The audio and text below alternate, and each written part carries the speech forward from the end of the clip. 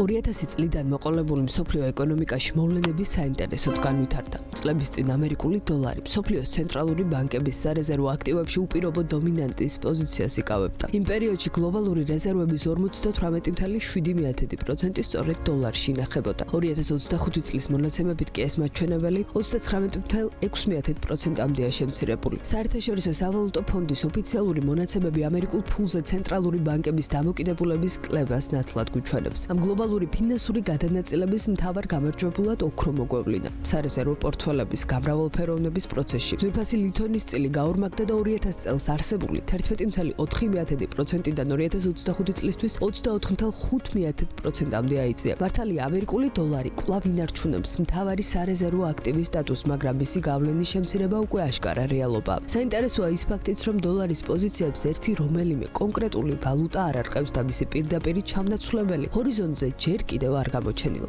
რეალურად ქვეყნებმა დანაზოგების გადანაწილება ერთდროულად რამდენიმე ალტერნატიული მიმართულებით დაიწყეს, რამაც ამერიკული ფულის წილი ბუნებრივად შეამცირა. ტრადიციული ფულის სხვა ერთეულების გადანაწილებაც საკმაოდ საინტერესო სურათს გვიჩვენებს. ევრო კვლავ მეორე უმსხვილეს სარეზერვო ვალუტად რჩება, თუმცა მისი წილი 14.8%-დან 14.1%-მდე შემცირდა. იაპონურმა იენმაც ვარდნა განიცადა და მისი მოცულობა 5.5%-დან 4%-მდე დაეცა. ბრიტანული ფუნტის მიერ პოზიციების 2.9%-დან 3.1%-მდე გაუმჯობესების პარალელურად ჩინურმა იუანმა ნულოვანი ნიშტულიდან 1.4%-მდე ამოიწია. რაც შეეხება ძვირფასი ლითონის ასეთ მკვეთრ აღზევებას, ის სავსებით ლოგიკურ მიზეზებს ეფუძნება. ეროვნული ვალუტებისგან განსხვავებით ოქროს გამომშვები მფლობელი სახელმწიფო არ ყავს.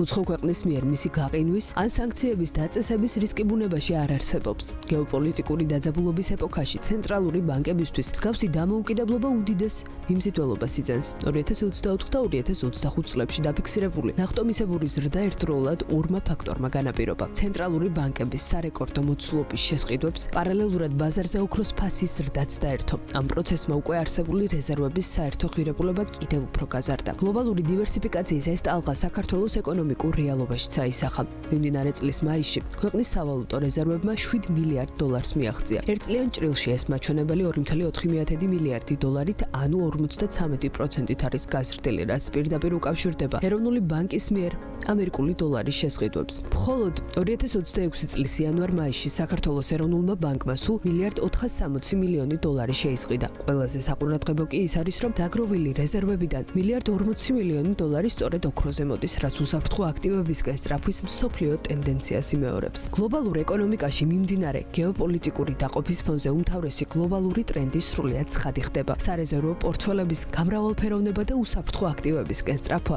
დროებითი მოვლენა ნამდვილად არ არის. ეს მიმართულება მიმდინარე 10 წლეულის გამსაზღვრელ ეკონომიკურ თემად დარჩება. ცენტრალური ბანკები ტრადიციული ფულის სისტემების რისკების დაბალანსებას მომავალშიც სწორედ ოქროსა და ალტერნატიული ვალუტების მეშვეობით გააგრძელებენ.